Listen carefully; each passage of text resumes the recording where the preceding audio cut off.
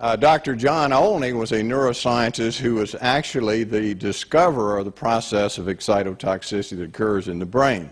And this basically, just to give you an introduction, is what happens is when you feed certain types of amino acids, acidic amino acids, to animals or humans, certain of the nerve cells in their brain become so excited these nerve cells will die. And he named this excitotoxicity. So he was the discoverer of the process and the lead researcher from that time till present.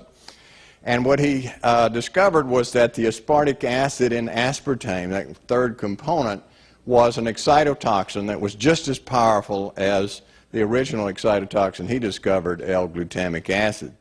If, for instance, you eat a food and you feel that you have clouded consciousness, it's difficult to think, you feel like you're in a gray cloud, you can't put your sentences together, have difficulty coming up with different components of your sentence.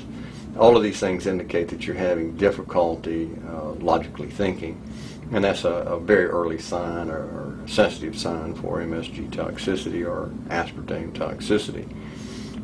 Some people have much worse reactions. Some people have cardiac arrest. Some people have all sorts of neurological problems, numbness, blindness, difficulty seeing, double vision. All these things can indicate sensitivity to these components.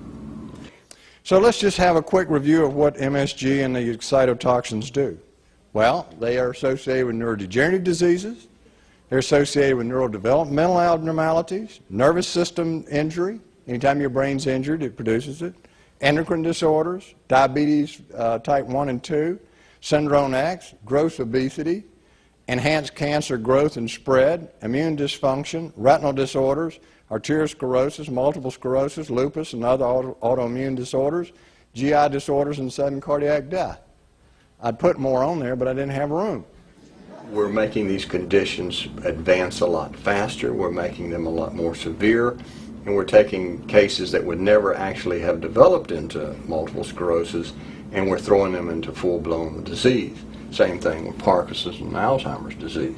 Even though the food additives were not the original cause of the disorder. Every 10 years, they double the amount of MSG that's put in food. That's not even counting the aspartame. So we're consuming enormous amounts of these substances in a variety of foods. We're magnesium deficient, which makes you infinitely more susceptible, and we're exposed to all kinds of metals like aluminum and mercury, which paralyzes your ability of your mitochondria to produce energy, and that magnifies excitotoxicity enormously. We're developing a society because of all of these different toxins known to affect brain function. We're seeing a society that not only has a lot more people of lower IQ, but a lot fewer people of higher IQ. In other words, a dumbing down, a chemical dumbing down of society. So everyone's sort of mediocre. That leaves them dependent on government because they can't excel. We have these people of lower IQ who are totally dependent. Then we have this mass of people who are going to believe anything they're told because they can't really think clearly. And very few people of very high IQ who have good cognitive function who can figure this all out. And that's what they want.